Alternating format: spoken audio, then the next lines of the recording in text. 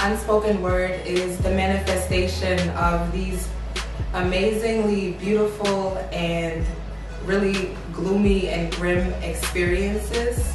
I think that kind of knock people around and remind us of our interconnectivity. To me, unspoken word means being able to express yourself about certain issues that are very hard to talk about. It is essentially the things that Nolan said. It's the title itself speaks for exactly what the show is. I attach fear to unspoken word because it's often fear that motivates the silence. To a level, for myself, it means everything.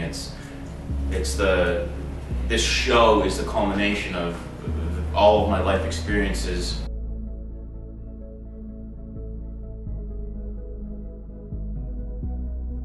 The character plays is basically the main character. She's battling with suicidal thoughts, and the people around her either help her or push her to the edge.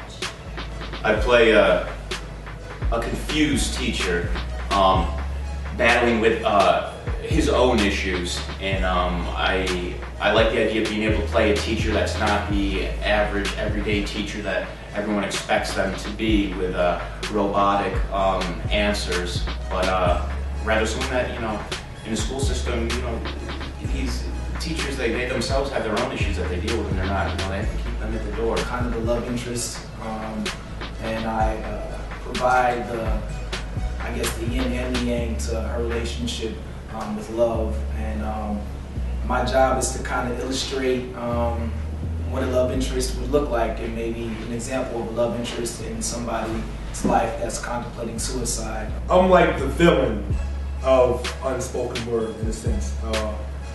I motivate suicide and things like that. My purpose is to touch those nerves. Okay, so I have this really cool role. I play the role of the young woman's suicidal thoughts. And so there are these two expressions of this one character. But she's frequently silenced by all these different kind of social layers, these different experiences in her life. And so I'm kind of like her diary.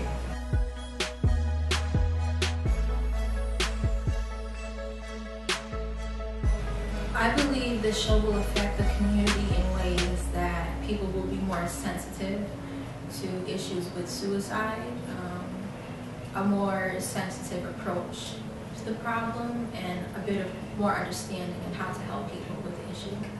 An experience like Unspoken Word and similar artistic expressions or really amazing creative projects, they kind of put a halt in the monotony.